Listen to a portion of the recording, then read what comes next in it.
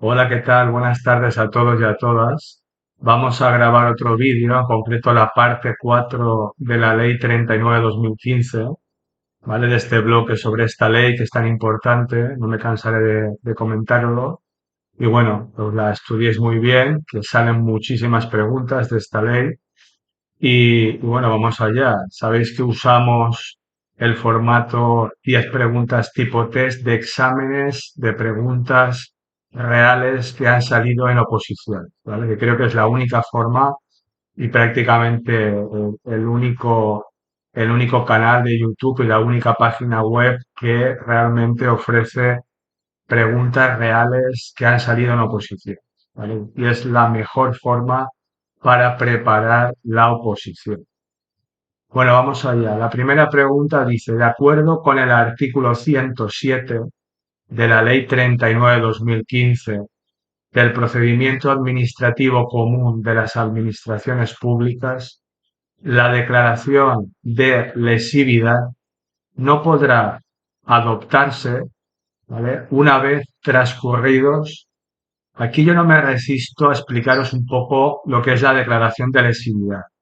Declaración de lesividad la adopta la administración, ¿vale? La administración se da cuenta que en su día dictó un acto administrativo que era favorable para un interesado, pero se dio cuenta que a la hora de dictar ese acto administrativo se han incurrido en una serie de errores que producen que ese acto administrativo pueda ser declarado anulable según el artículo 48 de esta ley.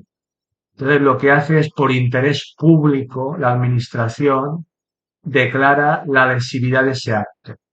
Evidentemente, no la declara sin más, sino que da un trámite de audiencia a los interesados, ¿vale? Que van a ser, digamos, perjudicados por la nulidad de ese acto, ya que era favorable para ellos, para que aleguen lo que consideren en ese trámite de audiencia. Si todo sigue hacia adelante, al final, esa declaración de lesividad se llevará ante los tribunales contenciosos administrativos y será el tribunal el que dictaminará si ese acto lesivo, según la administración, se declara anulable o no. ¿Vale? No, brevemente os he intentado explicar lo que es la declaración de lesividad.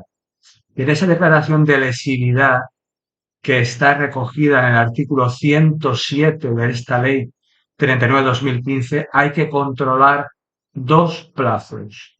El primero, el que nos preguntan aquí, que nos dice que la Administración no podrá adoptar la declaración de lesividad una vez que pasen, y nos dice en el apartado A, 6 meses desde que se dictó el acto administrativo. Esto es falso. Apartado B dice 1 año desde que se dictó el acto administrativo. También es falso. Apartado C, 2 años desde que se dictó el acto administrativo. También es falso. La pregunta eh, hay que responderla con el apartado D, que es la verdadera, que dice que son 4 años desde que se dictó el acto administrativo. ¿Vale? Acordaros, 4 años. La declaración de lesividad nos dice el artículo 107 en su apartado 2. La declaración de lesividad no podrá adoptarse una vez hayan transcurrido 4 años desde que se dictó el acto administrativo. Si no, fijaros que sería una carta blanca en manos de la Administración, es decir, que pudiera la Administración hacer esa declaración de lesividad, ¿vale? Adoptar esa declaración de lesividad por tiempo indefinido, ¿vale? Eso no es así, sino que la Administración, repito, según el artículo 107, tiene tiene 4 años, que se pueden hacer muy largos, tiene 4 años para dictar esa declaración de lesividad. Y el otro plazo que os comentaba, ¿cuál es? Pues el otro plazo es la caducidad de la declaración de lesividad, ¿vale? La caducidad, ¿qué significa? Pues que si la Administración inicia ese procedimiento de lesividad de un acto administrativo, pues no lo puedo dejar ahí en stand-by, en punto muerto durante mucho tiempo, sino que si adopta esa declaración de lesividad y no dice absolutamente nada, durante 6 meses se producirá la caducidad del procedimiento administrativo, ¿vale? Es decir, esto está en el artículo 107, apartado 3, que dice, transcurrido el plazo de 6 meses desde la iniciación del procedimiento, sin que se hubiere declarado la lesividad, se producirá la caducidad del mismo, ¿vale? Entonces, resumiendo, de la pregunta 1, declaración de lesividad, artículo 107 de la ley, y ahí tenéis que, aparte de leer el artículo, que es muy interesante, memorizar 2 fechas.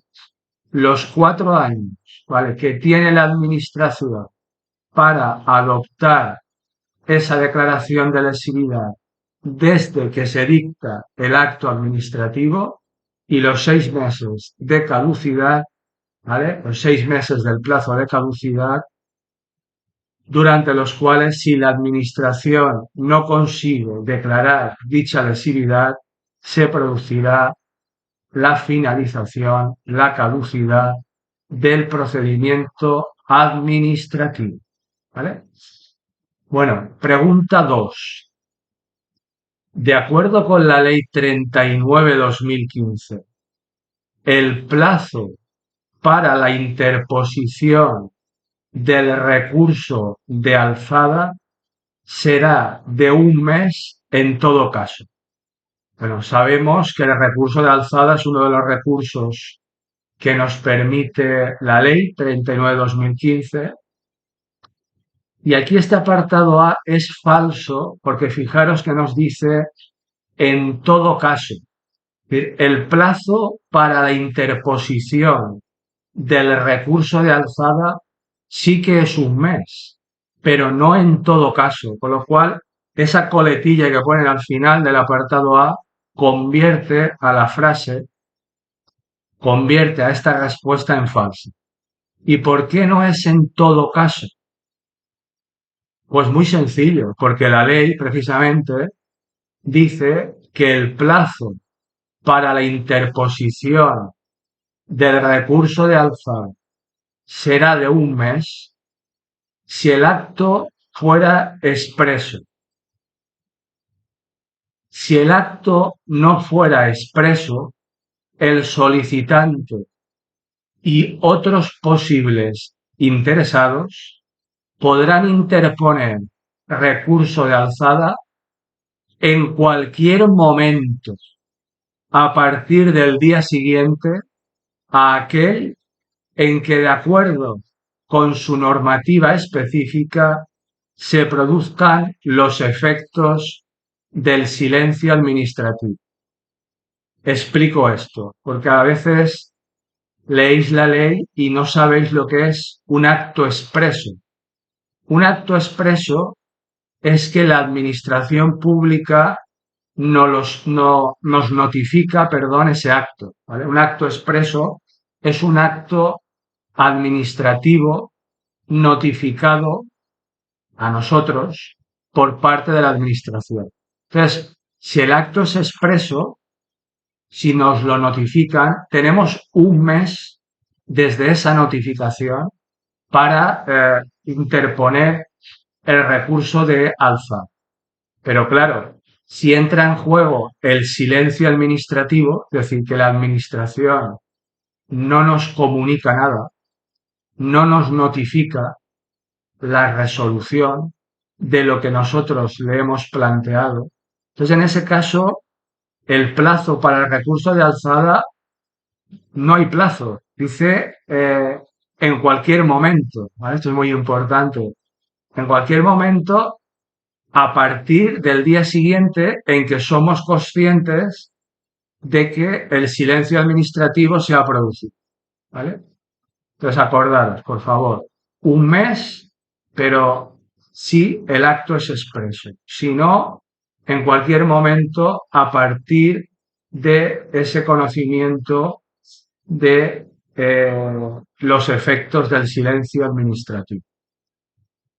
¿Vale? Bueno, apartado A decíamos que era falso. Apartado B dice, el recurso de alzada podrá interponerse contra resoluciones y actos que pongan fin a la vía administrativa. Esta es falsa. Es falsa porque debéis de saber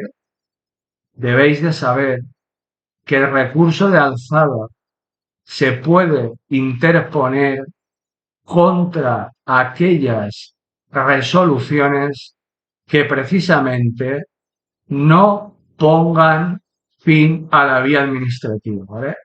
Repito, no pongan fin a la vía administrativa. Apartado C.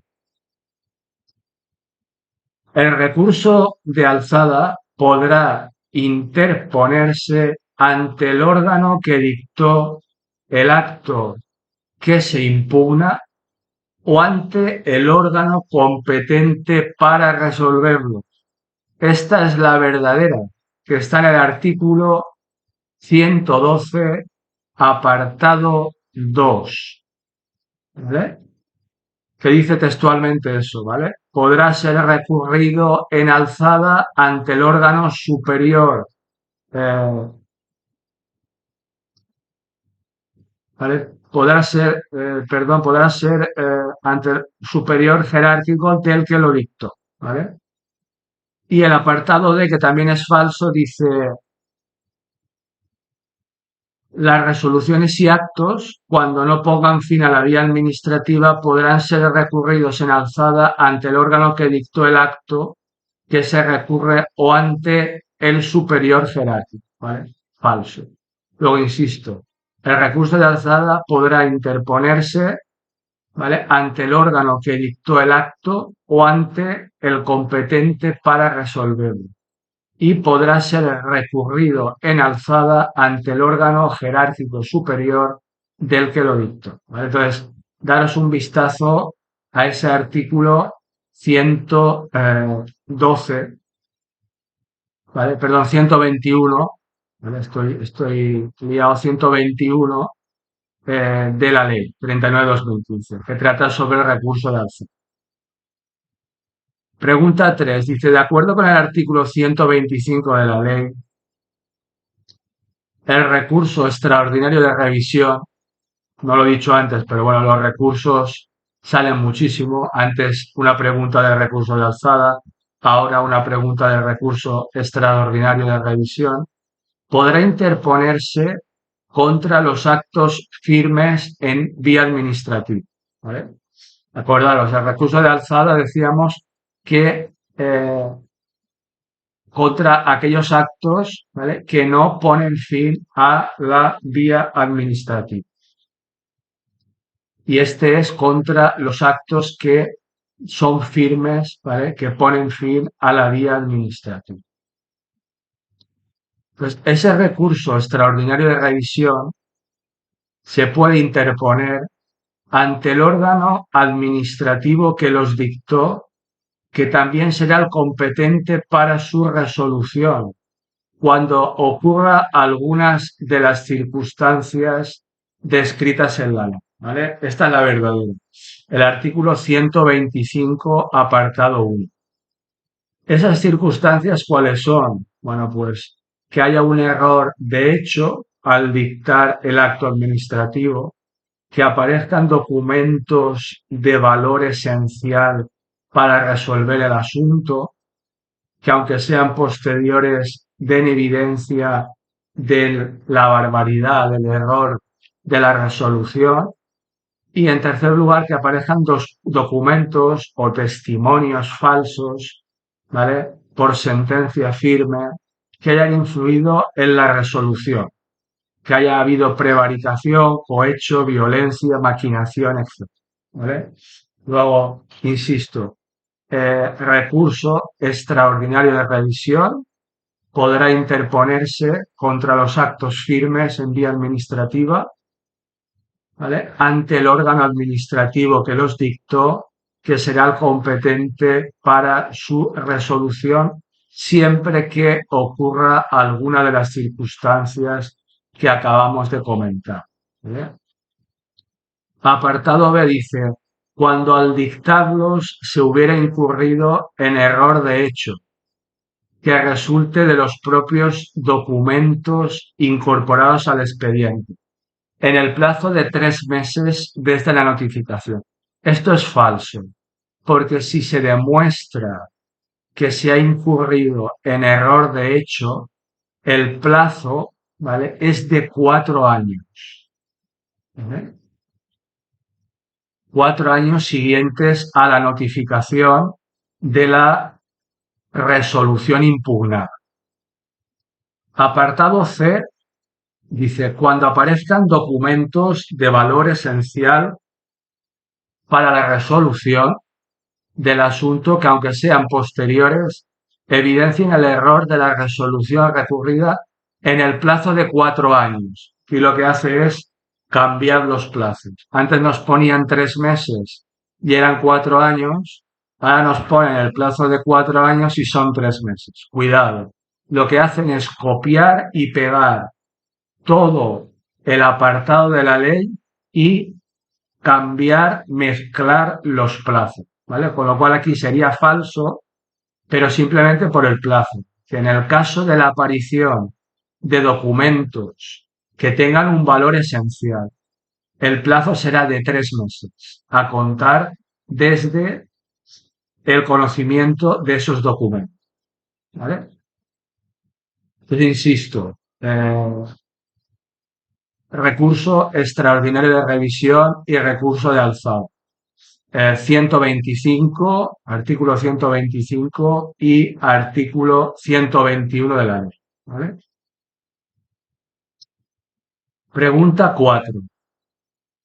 Según lo establecido en la ley 39/2015, los actos, apartado A, los actos de las administraciones públicas son anulables cuando lesionen los derechos y las libertades susceptibles de amparo constitucional. Es falsa. ¿Por qué es falsa? Porque nos dice que son anulables y no son anulables, son nulos de pleno derecho. Acordaros en el vídeo de la parte 3, en el vídeo anterior, que os recomiendo que escuchéis, os decía que tenéis que saber distinguir entre la nulidad y la anulabilidad de los actos administrativos y que lo preguntan, vamos, hasta el cansancio. Y aquí es un caso más donde intentan mezclar los dos conceptos. Entonces, insisto, cuando los actos de la administración lesionen derechos y libertades susceptibles de amparo constitucional, esos actos son nulos de pleno derecho, no son anulados. Apartado B. Serán anulables los actos que tengan un contenido imposible. Exactamente igual. Hay que irse al artículo 47 de la ley, que trata sobre la nulidad, y darnos cuenta que aquellos actos que tengan un contenido imposible serán nulos de pleno derecho, no anulables. ¿Vale? Apartado C. El defecto de forma solo determinará la anulabilidad cuando el acto carezca de los requisitos formales indispensables para alcanzar su fin o dé lugar a la indefensión de los interesados. Esta, ¿qué pensáis? Es claramente verdadera. Yo lo he explicado muchas veces, que en caso de duda, la administración siempre va a intentar, salvo errores que produzca la indefensión del interesado, que se demuestre que el interesado no se puede defender. Si los fallos de esa anulabilidad no son muy graves, pues intentará convalidarlos, intentará solucionarlos. Y en este caso lo que nos dice es que lo importante es que los requisitos formales, básicos, si se cumplen y el interesado se puede defender, al final el defecto de forma la administración no lo va a considerar importante. Solo si el interesado no se puede defender adecuadamente, perdón, o si eh, esa anulabilidad implica que se carece de los requisitos formales indispensables, pues la administración dictaminará la anulabilidad. Y el apartado D, que también es falso, dice serán anulables los actos de las administraciones públicas dictados prescindiendo total y absolutamente del procedimiento legalmente establecido o de las normas que contienen las reglas esenciales para la formación de la voluntad de los órganos colegiados. Ya sabéis lo que voy a decir. En este caso, los actos serán nulos de pleno derecho según el artículo 47, apartado 1, apartado E, y no serán anulables como dice aquí. ¿Vale? Luego, estudiaros nulidad, anulabilidad, artículos 47 y 48 de la ley 39/2015. ¿Vale? Seguro que van a salir preguntas de esos artículos. Pregunta 5. Dice, conforme al artículo 4.3 de la ley 39/2015, cuando la condición de interesado derivase de alguna relación jurídica transmisible, apartado A, el derecho habiente sucederá en tal condición siempre que no haya recaído resolución. ¿Vale? El derecho habiente, ya lo comenté en otros vídeos, es el heredero. ¿Vale? El heredero se llama derecho habiente. Esa es falsa. ¿Vale? Siempre que no haya recaído resolución, pues no es falso. Aunque haya recaído resolución, el derecho habiente sigue teniendo derecho. Apartado B. El derechohabiente sucederá en tal condición antes del trámite de audiencia. Falso. Después del trámite de audiencia también podrá suceder. Apartado C. El derechohabiente sucederá en tal condición cualquiera que sea el estado del procedimiento. Y esta es la verdadera.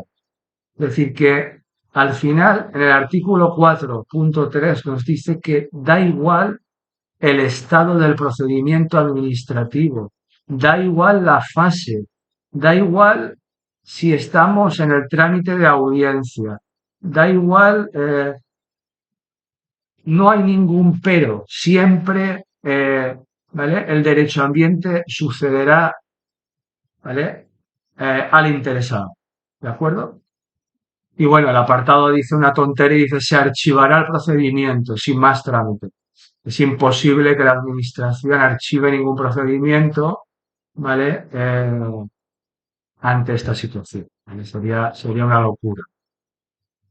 Pregunta 6. Dice, conforme al artículo 5.6 de la Ley 39/2015, la falta o la insuficiente acreditación de la representación, ya sabéis que la ley nos permite que tanto las personas físicas como las personas jurídicas que tengamos representantes ante la administración pública, esa acreditación insuficiente no impedirá que se tenga por realizado el acto de que se trate siempre que se aporte aquella o se subsane el defecto dentro del plazo de 15 días que deberá conceder al efecto el órgano administrativo o de un plazo superior cuando las circunstancias del acto así lo requieran, ¿vale? Esta es falsa, pero es falsa simplemente por el plazo que pone, que son 15 días. El resto está todo perfecto. En el apartado B dice impedirá que se tenga por realizado el acto, ¿vale? Entonces, esta es falsa también.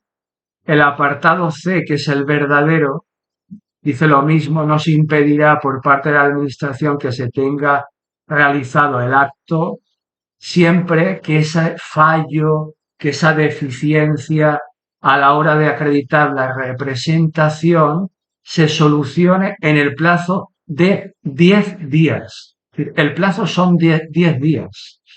¿Vale? Entonces, el artículo 5 nos lo dice muy claro, plazo de 10 días para subsanar esa deficiencia a la hora de acreditar la representación.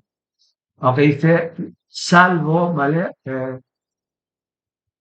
Casos que lo requieran, que la administración podrá conceder un plazo superior. Pero bueno, eso ya es, digamos, una potestad de la administración que valore ante pues lo que nosotros le digamos, pero acordaros, regla general, 10 días. ¿Vale? Artículo 5 de la ley 39/2015. Pregunta 7. Dice, conforme a lo establecido en el artículo 14.2 de la ley, estarán en todo caso obligados a relacionarse a través de medios electrónicos con las administraciones públicas para la realización de cualquier trámite de un procedimiento administrativo. Apartado A. Los empleados de las administraciones públicas para todos los trámites que realicen. Pues no, esta es falsa. Porque para todos los trámites no. Los empleados públicos solamente estarán obligados a comunicarse electrónicamente con la administración para aquellos trámites, para aquellas actuaciones que se lleven a cabo por motivo, por razón de su condición de empleado público. ¿Vale? Para los demás, pues se pueden comunicar de forma no electrónica. Y pueden mandar una carta escrita a la administración por correo o ir ellos personalmente a entregarla al punto de la administración, a la oficina de la administración que corresponde. Apartado B. Las personas jurídicas. Esta es la verdad. Es decir, las personas jurídicas sí que están obligadas a comunicarse con la administración por medios electrónicos. ¿Vale? Apartado C dice, ¿quiénes actúan en representación de la persona física o jurídica? Esta es falsa, porque hay que añadir que siempre que esas personas físicas o jurídicas estén también obligadas a relacionarse con la administración por vía electrónica. Entonces, en ese caso, el representante también estará obligado, pero si no, no está obligado. ¿Vale?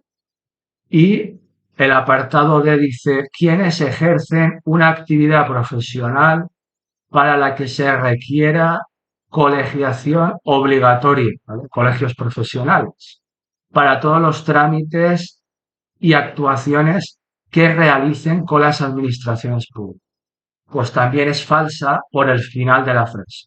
Y no es para todos los trámites, sino solamente para aquellos trámites que realicen en ejercicio de esa actividad. Por ejemplo, un abogado, un economista, ¿vale? Pues se comunica con la administración tributaria, por ejemplo, ¿vale? Por vía electrónica. Pero está obligado únicamente cuando está ejerciendo de abogado o de economista, no cuando está tratando un caso suyo particular, ¿vale?